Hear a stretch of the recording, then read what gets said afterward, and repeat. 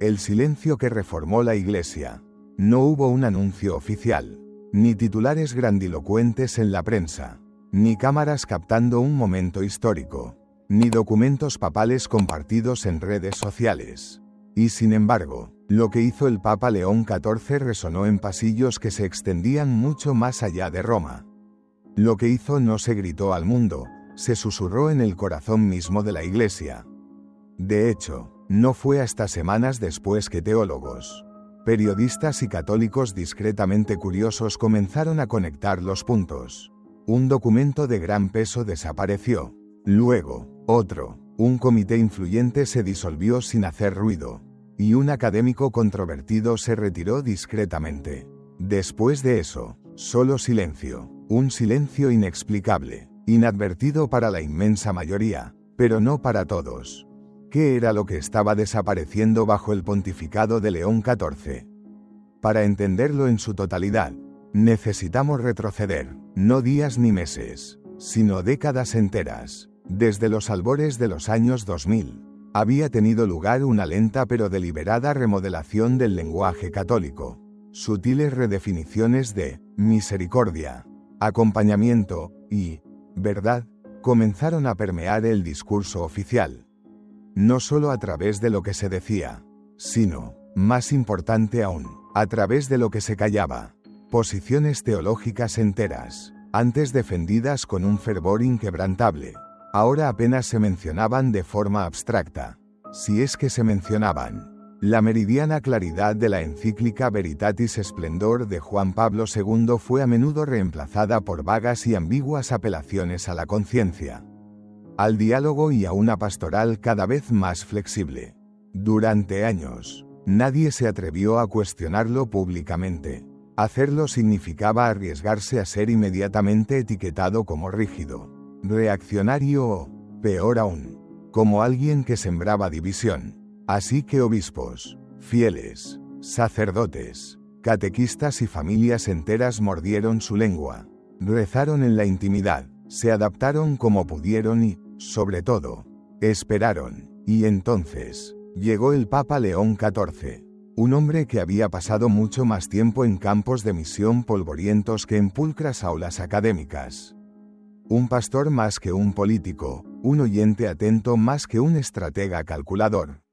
Su elección sorprendió a muchísimos, especialmente a los autodenominados observadores del Vaticano. No figuraba en la mayoría de las listas. No era considerado un favorito, pero fue elegido.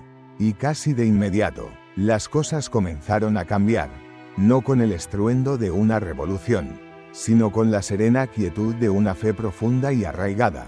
Una de las primeras señales fue la desaparición de un documento, no en la prensa, sino del repositorio oficial del Vaticano de ayudas para la enseñanza, una guía pastoral, publicada durante el pontificado anterior y destinada a acompañar a los divorciados vueltos a casar. Simplemente ya no figuraba entre las referencias oficiales. No hubo corrección, no hubo denuncia pública, sencillamente, ya no estaba. Al principio, pareció un simple descuido técnico, hasta que otros eventos similares le siguieron. Programas enteros de formación basados en esas mismas guías fueron suspendidos en silencio. Los fondos destinados a ciertos foros de discernimiento se agotaron misteriosamente. Los enlaces web que antes funcionaban, ahora conducían a páginas en blanco. Era como si la Iglesia, de manera consciente, hubiera decidido olvidar selectivamente para poder recordar su verdadera e inmutable identidad. Esto no era revisionismo histórico, era una restauración, llevada a cabo de forma lenta y metódica, de la integridad doctrinal. El Papa León XIV nunca habló mal de sus predecesores. De hecho, los elogió a menudo, pero siempre con términos cuidadosamente escogidos. En su primera gran homilía tras la elección, citó a Benedicto XVI sobre la verdad y a Juan Pablo II sobre la ley moral. Pero lo que no citó fue lo que más llamó la atención. Un obispo, fuera de registro, comentó a un periodista amigo, está limpiando la casa sin siquiera levantar la escoba. La siguiente señal provino de una universidad pontificia, conocida por su teología moral de corte progresista. Durante años, sus graduados habían regresado a sus diócesis con enseñanzas que mezclaban el lenguaje católico con la ética secular. Esta universidad había producido a muchos de los pensadores más controvertidos de la Iglesia en tiempos recientes. Luego, casi de la noche a la mañana, se anunció una gran reestructuración de su liderazgo. Los nuevos nombramientos no eran llamativos ni mediáticos, no eran conocidos por libros superventas ni por opiniones audaces en los medios. Eran defensores silenciosos de la ortodoxia, algunos de los cuales habían pasado años en el ostracismo académico, en la lista negra por su inquebrantable adhesión a la claridad y la tradición. El efecto fue inmediato y profundo. Las conferencias cambiaron, las listas de lectura cambiaron, y los estudiantes, sedientos de una fe sólida, lo notaron. Un estudiante de posgrado publicó anónimamente: "Nos están enseñando cosas que suenan católicas otra vez. No sé cómo sentirme al respecto". Sin embargo, ningún medio de comunicación importante lo cubrió, porque nadie había declarado una guerra. No se publicó ningún manifiesto. No se nombró a ningún enemigo, pero quienes prestaban atención sabían que algo fundamental estaba regresando. Y luego llegó el turno de la Editorial Vaticana, un pequeño folleto, antes distribuido en sínodos importantes, que delineaba caminos pastorales que difuminaban peligrosamente los límites morales. Ya no estaba disponible en su versión impresa. Cuando se hicieron consultas al respecto, la respuesta oficial fue escueta: "Estamos actualizando nuestros recursos". Actualizando, no retractando, no revisando, solo cambiando de dirección, en una iglesia que se había acostumbrado peligrosamente a la ambigüedad. Este nivel de sutileza era, a la vez, genial y desconcertante. Los críticos estaban confundidos. No tenían una declaración clara que denunciar, ninguna proclama que desafiar. Los partidarios, por su parte, observaban con una esperanza cautelosa. ¿Podría estar realmente pasando esto? Y aún así, el Papa León XIV permaneció en un elocuente silencio. Pero en ese silencio, más documentos desaparecieron. Filosofías antes consideradas sagradas en los círculos modernistas fueron gradualmente borradas de la prominencia pública. Los nombramientos contaban la historia por sí mismos, hombres y mujeres elegidos no por su afinidad con las tendencias de moda, sino por su lealtad incondicional a la verdad inmutable de Cristo. Algunos susurraban que se trataba de una nueva contrarreforma silenciosa. Otros la llamaban una poda necesaria y largamente esperada. Otros, simplemente, se negaban a reconocerla. Pero los fieles lo notaron. Padres que habían luchado durante años para explicar las enseñanzas de la Iglesia a sus hijos, ahora encontraban recursos que hablaban con claridad y belleza sobre la castidad, el matrimonio y la sagrada dignidad de la vida. Sacerdotes que antes se sentían presionados para conformarse a excepciones pastorales, encontraron que Roma ya no exigía tal flexibilidad. En cambio, fueron alentados, e incluso silenciosamente afirmados, por su fidelidad. Y luego, otro silencio significativo. El Papa León XIV no pronunció un gran discurso sobre la sinodalidad. No hizo declaraciones grandiosas sobre la inclusión. No redefinió ninguna doctrina. Simplemente, con una paz soberana, dejó que algunas cosas desaparecieran. Un sacerdote en Argentina escribió: "Esto no es una cuestión de poder. Es una cuestión de purificación". Su parroquia había perdido a numerosos feligreses durante años de confusión doctrinal. Ahora, con los vientos cambiando de dirección, estaban regresando lentamente, en silencio, sin fanfarrias, solo con fe. Un obispo en Polonia lo describió vívidamente como despertar de una niebla. La luz no se encendió de golpe, pero poco a poco se podía ver de nuevo. Pero tal vez el momento más revelador fue una carta no publicada de la Congregación para la Doctrina de la Fe a una pequeña diócesis en África. En ella, se reafirmaba con un lenguaje claro y amable que las enseñanzas morales de la Iglesia no habían cambiado y no cambiarían. Sin fanfarrias, sin titulares, solo una restauración más, llevada a cabo en silencio.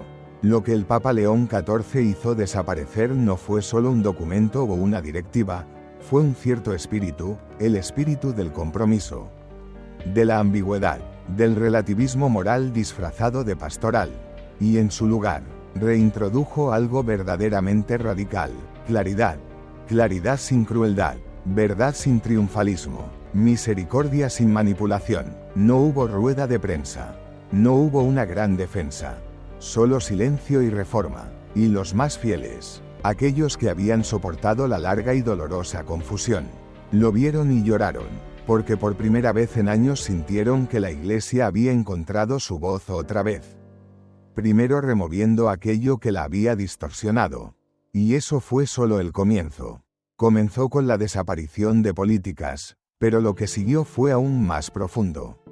Algo más difícil de rastrear, pero infinitamente más transformador: la desaparición de un tono. Durante años, el lenguaje de la Iglesia había cambiado sutilmente en homilías, en guías diocesanas, en discursos del Vaticano, el vocabulario de firmeza moral, con palabras como pecado, virtud, castidad y conversión, había sido reemplazado silenciosamente por términos más ambiguos como camino, experiencia, autenticidad y discernimiento. Pero tras la ascensión del Papa León XIV a la silla de Pedro, ese lenguaje comenzó a cambiar de nuevo, de manera lenta pero inconfundible. El catecismo permaneció igual, las doctrinas no cambiaron, pero ahora el tono correspondía a la verdad.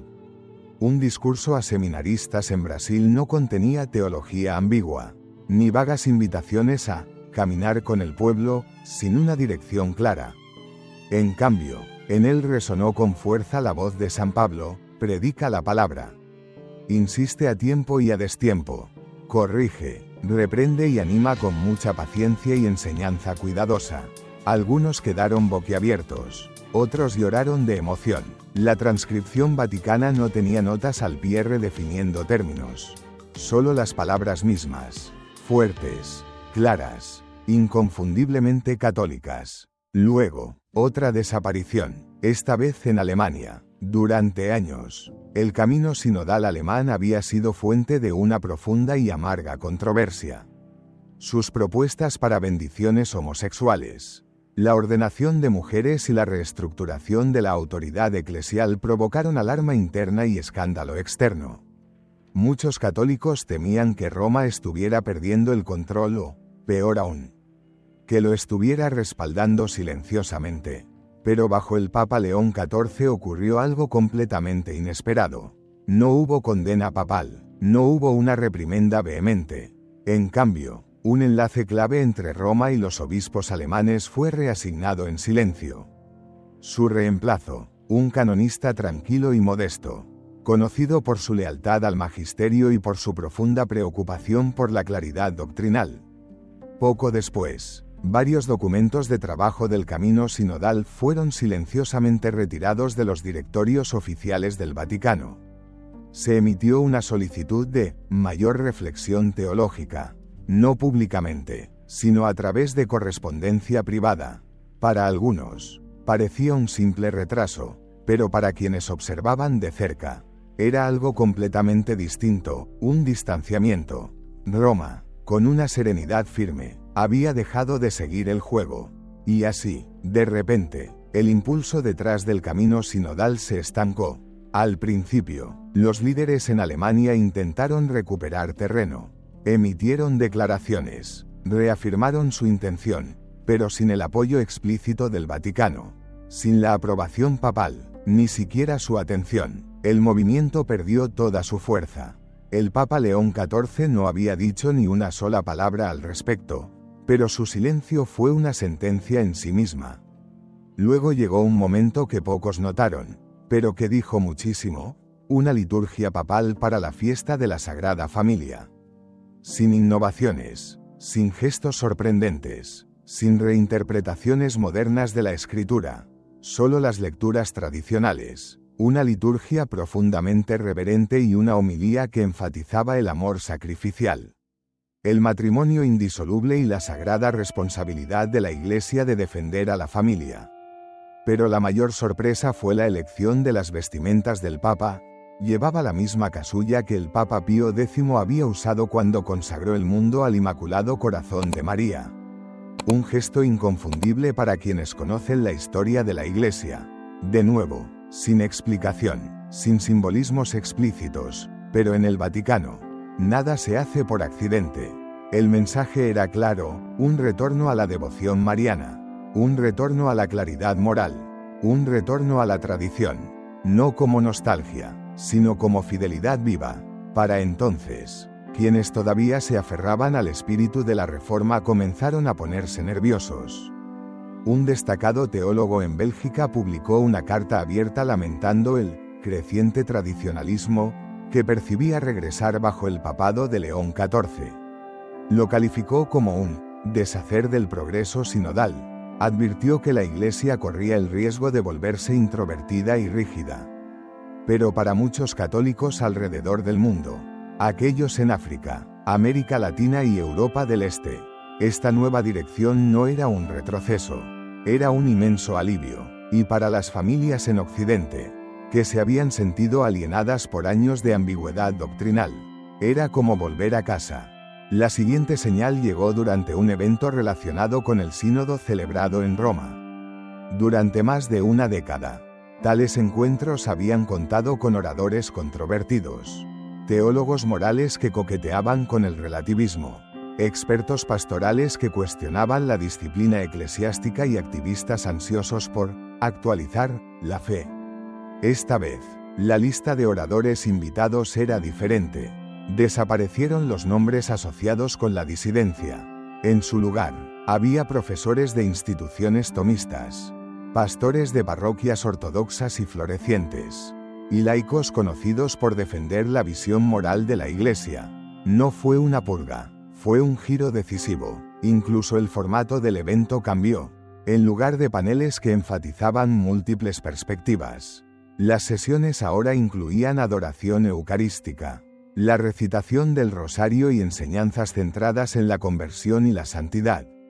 Algunos asistentes se retiraron, otros se quedaron, impresionados por la belleza y la profundidad de lo que escucharon. Un periodista tuitó con acento agudo: "Este no es el sínodo que recuerdo". Algo ha cambiado. De hecho, algo había cambiado. Y luego, quizás lo más simbólico de todo, llegó el discurso anual de Navidad del Papa a la Curia romana. Durante años, estos discursos habían sido un delicado acto de equilibrio, intentando desafiar sin ofender, corregir sin alienar. Los papas hablaban de clericalismo, de carrerismo, de la necesidad de reformas, todos temas importantes, pero las intervenciones a menudo carecían de profundidad espiritual. El Papa León XIV hizo algo diferente. Comenzó citando a los padres del desierto. Habló de la vida interior, de la necesidad de conversión diaria y de la importancia del silencio para discernir la voluntad de Dios. Luego hizo algo aún más impactante. Urgió a los funcionarios vaticanos a confesarse regularmente, a rezar el rosario diariamente y a ayunar por la purificación de la Iglesia. No hubo aplausos, solo un profundo silencio, porque para muchos de los presentes, era la primera vez en años que se les llamaba no a reformar a otros, sino a reformarse a sí mismos. No siguió ningún titular, no hubo un nuevo ciclo mediático, pero quienes estuvieron presentes jamás lo olvidarían. En Roma, las paredes no hablan, pero recuerdan. Las designaciones continuaron. Más teólogos conocidos por su sólida ortodoxia recibieron cargos clave. Asesores controvertidos desaparecieron de las fotos, no despedidos, simplemente ausentes. No hubo mensajes de despedida, no hubo explicaciones oficiales, solo silencio. Pero el mensaje no podía ser más claro. La Iglesia estaba regresando, no al pasado por simple nostalgia, sino a la verdad que siempre ha perdurado. Porque lo que el Papa León XIV hizo desaparecer no fue solo la ambigüedad, hizo desaparecer la suposición de que la Iglesia debe cambiar con el mundo. Y en su lugar, restauró una verdad distinta, que el mundo cambia cuando la Iglesia permanece igual. No fue una doctrina la siguiente que desapareció, fue una plataforma. Durante años, una oficina particular dentro del Vaticano había mantenido un rol silencioso pero influyente, el Dicasterio de Comunicación. Se encargaba de moldear el mensaje global de la Iglesia en la era digital, redes sociales, entrevistas, comunicados, documentales, bajo pontificados anteriores. Esta oficina se había inclinado hacia lo que llamaba alcance pastoral, suavizando o reinterpretando la enseñanza de la Iglesia para un público más amplio. Los tweets se volvían virales, no por su claridad, sino por su calculada ambigüedad. Las entrevistas papales a veces se lanzaban con frases que generaban confusión, incluso entre los obispos. Pero bajo el Papa León XIV, algo cambió. La cuenta de Twitter del Papa, antes llena de sentimientos vagos y mensajes ecuménicos, cambió su tono, no radicalmente, pero sí consistentemente. Los mensajes comenzaron a citar a los santos nuevamente: San Agustín, Santo Tomás de Aquino, San Juan Pablo II. Las referencias no eran políticas, eran profundamente espirituales. Los tweets eran cortos, pero contundentes, claras exhortaciones a la santidad, la conversión y la verdad. Uno simplemente decía: Cristo no se adapta a nosotros. Estamos llamados a conformarnos a Él. Provocó un gran revuelo. Algunos elogiaron la claridad, otros acusaron al Vaticano de volver atrás en el tiempo, pero ninguna declaración oficial explicó el cambio. No hubo rueda de prensa. Los tweets simplemente siguieron llegando.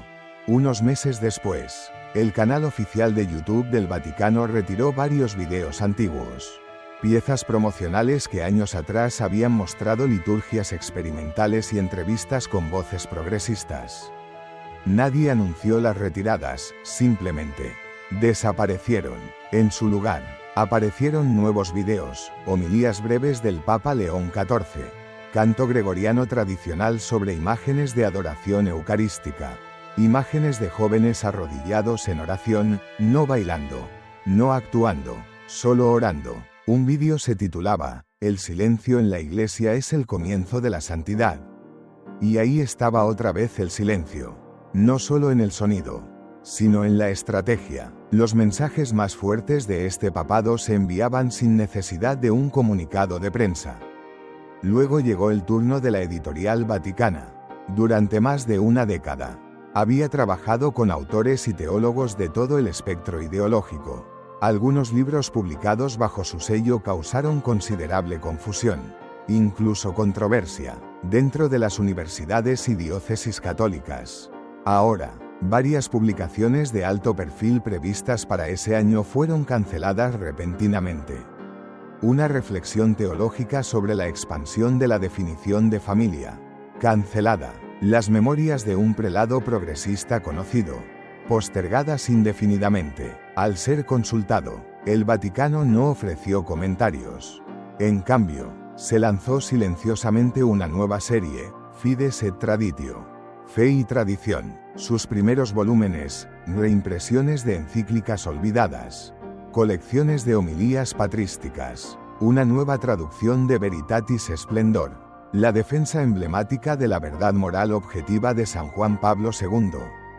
De nuevo, sin aplausos, pero para muchos católicos fieles, especialmente para los clérigos jóvenes y los seminaristas, esto era más que nostalgia, era alimento espiritual.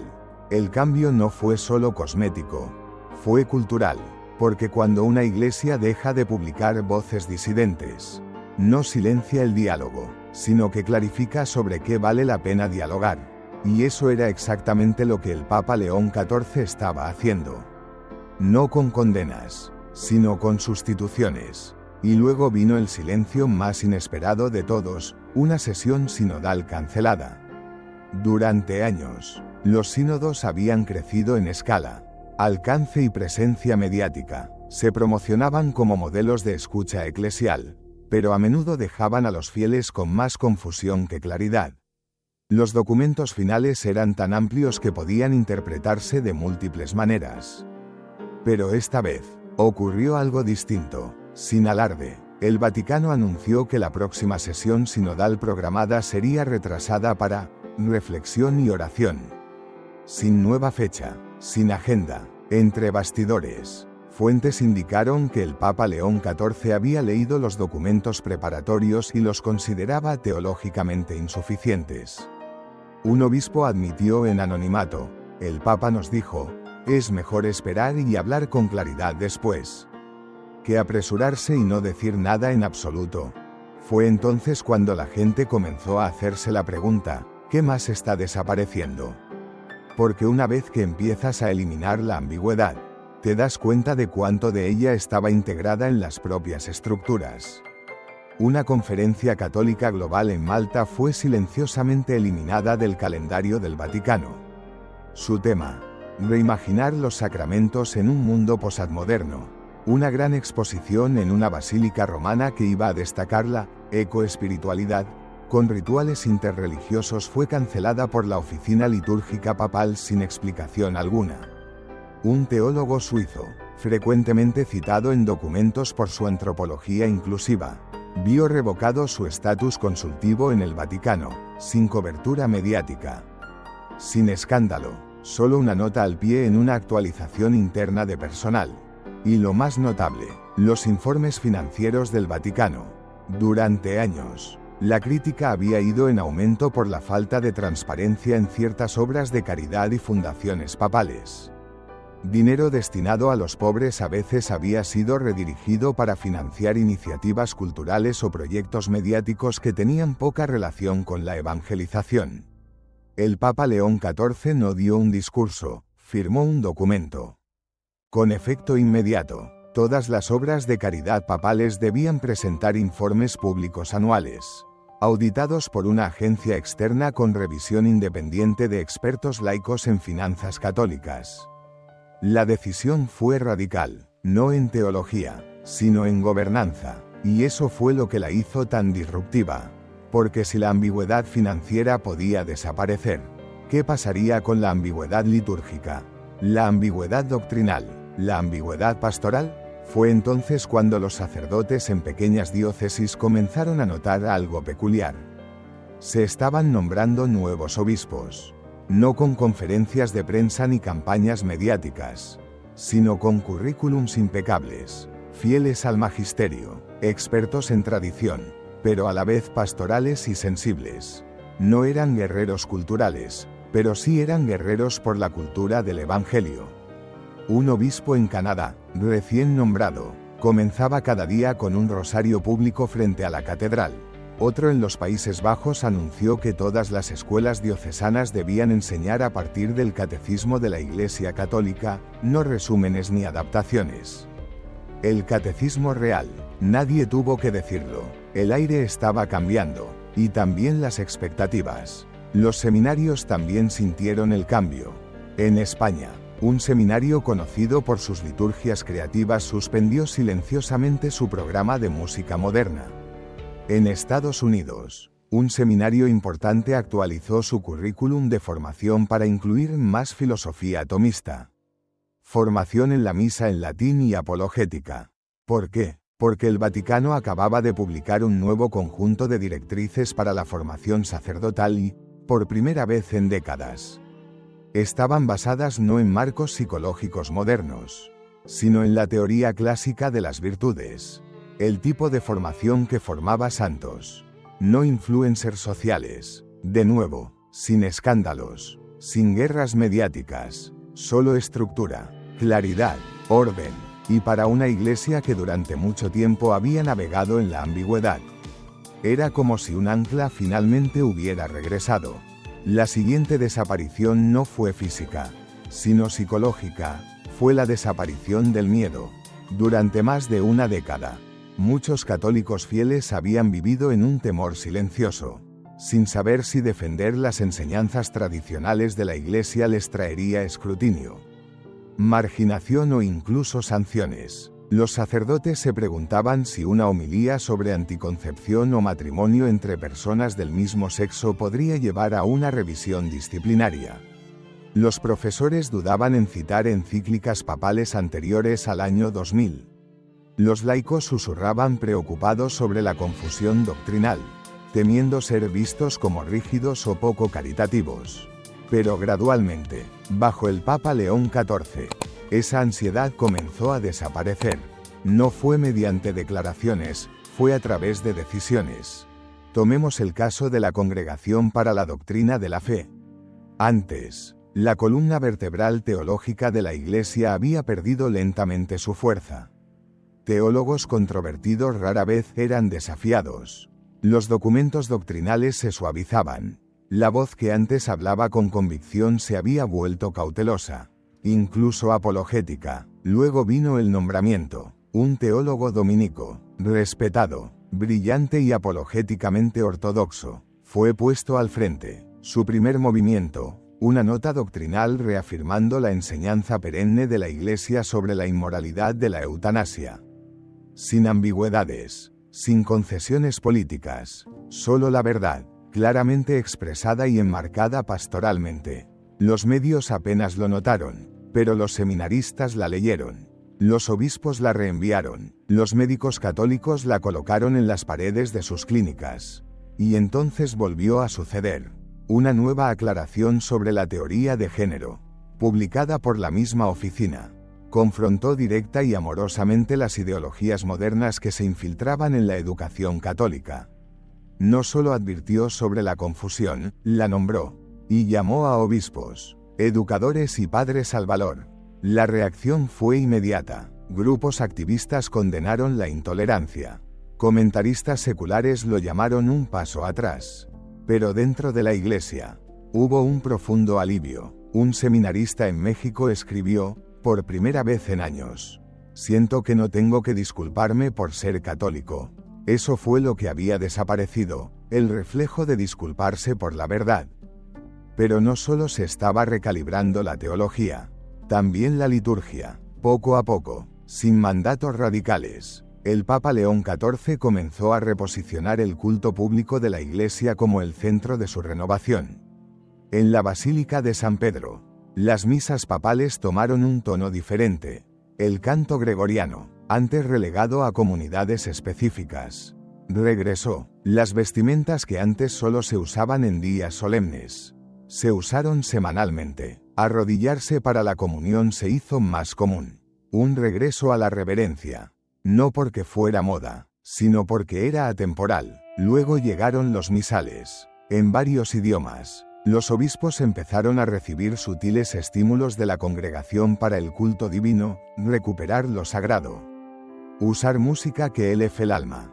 Eliminar abusos litúrgicos, no mediante castigos, sino mediante la formación sacerdotal. Y aunque ningún documento oficial prohibió las misas con guitarra o las homilías espontáneas, la señal estaba clara. La gente comenzó a votar con los pies. Las misas donde se trataba la Eucaristía con solemnidad aumentaron sus asistencias. Las parroquias que enfatizaban la confesión, la adoración y la predicación doctrinal comenzaron a ver reaparecer vocaciones. El cambio ya no era solo teórico, era visible. Pero la verdadera señal de transformación vino en el silencio de un edificio. Un edificio en el corazón de Roma que alguna vez vibró con conferencias sobre nuevos paradigmas para la teología moral. Un edificio donde el lenguaje de la disidencia se había revestido de academia. Un edificio donde el nombre de Juan Pablo II estuvo en la fachada, pero apenas en el currículum. Ahora, bajo el Papa León XIV, había cambiado. El Pontificio Instituto Juan Pablo II para estudios sobre matrimonio y familia fue silenciosamente reestructurado. Profesores conocidos por disentir de Humanae Vitae no fueron renovados. Nuevos profesores, empapados en las enseñanzas de San Juan Pablo II, tomaron su lugar. Las ofertas de cursos cambiaron, no más lenguaje vago sobre reinterpretar la ley natural. Ahora las clases se enfocaban en la teología del cuerpo, la sacramentalidad del matrimonio y el heroísmo de la vida familiar cristiana.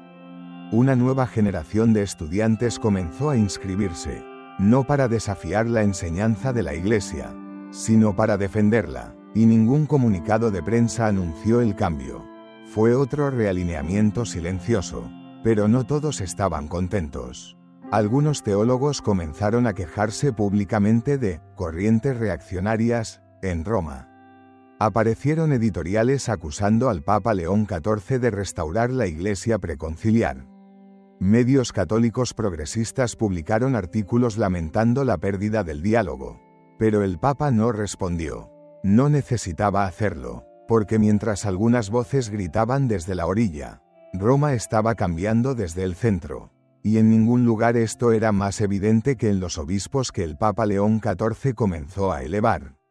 Surgieron patrones. Los nombramientos en lugares dominados por voces progresistas iban ahora a pastores con reputación de devoción eucarística y fidelidad doctrinal. Un obispo francés, conocido por sus procesiones eucarísticas diarias en su diócesis rural, fue promovido a una arquidiócesis que había vivido décadas de experimentación litúrgica. Un obispo nigeriano, vocal en la defensa de la vida y la familia, fue hecho cardenal. En América Latina, un nombramiento audaz colocó a un obispo que había hablado contra la colonización ideológica al frente de una enorme arquidiócesis. Estas no eran solo decisiones de personal, eran catequesis. Lecciones no dichas sobre qué tipo de pastores la Iglesia necesitaba ahora. Y los católicos fieles lo notaron. Los jóvenes, especialmente, respondieron. La Jornada Mundial de la Juventud, marcada durante mucho tiempo por conciertos y mensajes espirituales vagos, tomó un nuevo tono bajo León XIV. El mensaje inicial del Papa sorprendió a muchos. No están aquí para entretenerse. Están aquí para encontrarse con el Cristo crucificado. Y la cruz no es una metáfora. Un silencio cayó sobre la multitud. Luego, aplausos, porque por fin alguien les hablaba con claridad. Las sesiones de catequesis en el evento estuvieron dirigidas por obispos que enfatizaron la conversión, la vida sacramental y la batalla espiritual. Las filas para la confesión se extendían por cuadras. La adoración eucarística se convirtió en el centro, no en una nota al pie. Y como dijo un joven peregrino, no vine para un espectáculo. Vine a recordar quién soy y de quién soy. Este fue el efecto oculto de todo lo que el Papa León XIV hizo desaparecer. Cuando la confusión se desvanece, la claridad brilla. Cuando el miedo desaparece, el valor crece. Cuando los falsos pastores se esfuman, los verdaderos pastores se levantan. Y cuando Cristo es colocado en el centro, no solo de la doctrina, sino de la cultura, la Iglesia no se encoge, florece. Entonces, ¿qué más desaparecerá? ¿Qué otras reformas silenciosas ya están en marcha? Quizás más de lo que podemos ver. Quizás el verdadero genio del Papa León XIV es este: no lidera a través del ruido, sino a través de la gravedad, a través de la remoción. No de la reacción, a través del realineamiento. No de la revuelta. Y tal vez, solo tal vez, lo que ha estado desapareciendo todo este tiempo nunca fue la fe, fue la niebla. Uno de los mayores desafíos que la Iglesia enfrentó en las últimas décadas no estuvo solo en la liturgia o en los medios, estuvo en la educación. Las escuelas católicas, conocidas antes por su claridad, identidad y ortodoxia, se habían desviado lentamente, casi imperceptiblemente. Instituciones que antes formaban santos comenzaron a formar escépticos. El currículo aún llevaba el nombre de católico, pero algo más profundo había desaparecido. Los maestros empezaron a usar libros de texto que omitían la enseñanza de la Iglesia. Los estudiantes se graduaban con poco conocimiento del catecismo. El relativismo moral no solo se toleraba, se fomentaba bajo el lema de libertad académica. Muchas universidades católicas dejaron de exigir teología por completo. Y la mayor desaparición, la convicción. La convicción de que la educación católica tenía una misión que iba más allá del mero éxito profesional. Que existía para formar almas, no solo mentes, que la verdad no era relativa, que Cristo era más que una figura histórica. Él era el centro de cada materia, desde la literatura hasta la biología. Entonces el Papa León XIV intervino, sin buscar protagonismo. No hubo mandatos ruidosos ni condenas radicales. Solo una serie de decisiones que comenzaron a reorientar el rumbo. Empezó con nombramientos. Otra vez, Varias universidades católicas en Europa y América del Norte, antes conocidas por la disidencia, necesitaban nuevos cancilleres, y uno a uno, el Papa León XIV hizo las elecciones más inesperadas, obispos y cardenales que desde hacía tiempo defendían la fidelidad a la doctrina, la vida sacramental y el rigor intelectual. Estos hombres no eran celebridades, no buscaban cámaras, eran eruditos, pastores, maestros de la verdad, y no comenzaron con purgas ni proclamas. Comenzaron escuchando a estudiantes que anhelaban la belleza, a profesores que habían permanecido en silencio por miedo, y a padres que casi habían perdido la esperanza. Luego, actuaron. La vida en la capilla se restauró como el corazón del campus. Se recuperaron cursos de filosofía tomista, antes considerados demasiado rígidos. Los criterios para contratar profesores cambiaron sutilmente, privilegiando a quienes entendían la armonía de la fe y la razón. En un seminario por mucho tiempo plagado de confusión sobre la ética sexual, se nombró un nuevo rector. Su primera dirección a los seminaristas fue clara: no están aquí para debatir las enseñanzas de la Iglesia. Están aquí para aprenderlas, vivirlas y, algún día, predicarlas con valentía. Algunos estudiantes se cambiaron, la mayoría se quedó y creció. En Roma, los cambios se hicieron más visibles cuando la Pontificia Universidad Gregoriana, uno de los centros más influyentes de educación superior de la Iglesia, comenzó a revisar su currículo. Una junta de revisión, formada en silencio por directiva papal, evaluó los cursos de teología para verificar su fidelidad al magisterio. Profesores que antes eran intocables fueron invitados a revisar sus programas. Algunos renunciaron, otros se reformaron. La nueva directora del Departamento de Teología, una laica muy versada en las obras de Joseph Ratzinger, describió la misión así: no estamos volviendo al pasado, estamos recuperando lo que el pasado nunca perdió, la verdad. Luego llegó una nueva iniciativa del Vaticano, una red global de escuelas secundarias auténticamente católicas. No un mandato, sino un modelo. Escuelas que priorizaban la adoración eucarística. La educación clásica y la formación familiar fueron resaltadas, apoyadas y conectadas en silencio. Padres en Argentina, Polonia, Kenia y Filipinas, que durante mucho tiempo se sintieron aislados en sus esfuerzos por criar hijos fieles, comenzaron a descubrirse entre sí a través de estas redes. Y el Vaticano no intervino demasiado, simplemente bendijo el esfuerzo y lo dejó crecer. Esto también fue una desaparición, el antiguo modelo de control autoritario reemplazado por la subsidiariedad y la inspiración estratégica. Pero no solo la educación se purificó. El Papa León XIV dirigió su atención silenciosa a otro lugar de influencia, la máquina de comunicación del Vaticano. Durante años, muchos fieles sentían una disonancia entre el mensaje de la Iglesia y su voz mediática. Las oficinas de prensa del Vaticano emitían ocasionalmente declaraciones que confundían más de lo que aclaraban. Las publicaciones en redes sociales evitaban la claridad moral. Las entrevistas con funcionarios vaticanos a menudo dejaban a los católicos más desconcertados que consolados. Un cardenal bromeó en privado: no es el mensaje lo que confunde, es cómo lo estamos transmitiendo. Entonces, de repente, el cambio. Se nombró un nuevo director de comunicaciones. Un hombre desconocido en el mundo mediático, pero conocido entre los insiders por ser profundamente espiritual, disciplinado y leal a la verdad. Su formación: teología, no periodismo; oración, no prensa. En su primer mes, no hizo grandes anuncios. No hubo relanzamientos vistosos, simplemente preguntó una cosa en cada departamento: ¿estamos ayudando a la gente a conocer a Jesucristo? Algunos se encogieron de hombros, otros quedaron atónitos.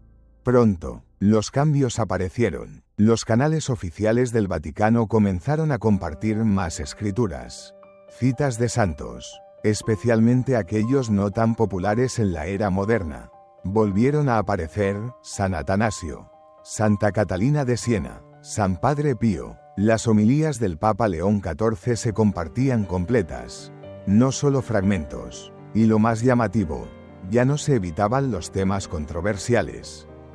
Cuando un nuevo comunicado del Vaticano afirmó la santidad de la vida desde la concepción hasta la muerte natural, no quedó enterrado en una nota al pie, estuvo en primera plana. Un comentarista dijo, no es que León XIV diga algo nuevo, es solo que dejó de susurrar. Y los católicos fieles lo notaron. Los jóvenes católicos, especialmente los llamados nativos digitales, comenzaron a compartir publicaciones del Vaticano, no porque fueran de moda, sino porque eran verdad. Era la verdad la que resonaba, la verdad la que penetraba, la verdad la que había regresado. Luego llegó otro momento, imprevisto, no planeado, inolvidable. Durante una visita a un país europeo devastado por el secularismo, el Papa León XIV celebró misa en una catedral casi vacía. El gobierno había prohibido grandes concentraciones. Solo unos pocos estaban presentes, pero millones vieron la transmisión en vivo. Al final de la misa, el Papa se arrodilló en silencio frente al tabernáculo.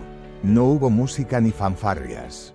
Solo silencio. Pasaron 10 minutos, luego 15. Seguía arrodillado. La cámara no cambió de plano y en todo el mundo, católicos, muchos de ellos que no habían ido a misa en meses, comenzaron a llorar. Era como si el mismo Papa dijera, si nos quitan las multitudes, si silencian nuestras voces, nosotros permaneceremos, adoraremos. No fue una desaparición de la tradición, fue una reaparición de la reverencia.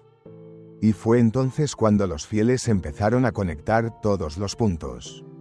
Este Papa que rara vez daba entrevistas, que nunca se explicaba en titulares, que no posaba para cámaras ni perseguía controversias, había estado orquestando algo profundo, algo tectónico, no una revolución, sino una restauración, no de la política, sino de las prioridades, no del poder, sino de la pureza. Y la mayoría pasó desapercibida hasta ahora, hasta que la niebla se levantó, hasta que el silencio habló, hasta que los fieles miraron a su alrededor y se dieron cuenta. La iglesia seguía aquí, herida, sí, cansada, sí, pero despertando. Y ahora, la pregunta es, ¿qué viene después? Porque cuando Cristo es entronizado de nuevo en el santuario, cuando la verdad se proclama otra vez en el aula, cuando la belleza se restaura otra vez en nuestra música, nuestro arte, nuestro habla, el mundo no solo lo nota, tiene hambre. La iglesia se convierte en lo que siempre debió ser, no un eco de la cultura, sino su conciencia, no un museo, sino una misión, no una burocracia, sino una novia. Así que pregúntate, ¿qué hizo desaparecer realmente el Papa León XIV? ¿El miedo, la confusión, la cobardía? O quizás, solo quizás, ayudó a desaparecer la ilusión de que la Iglesia podría prosperar sin sus raíces, que el catolicismo podría sobrevivir sin Cristo, que podríamos renovar el mundo sin antes renovarnos a nosotros mismos.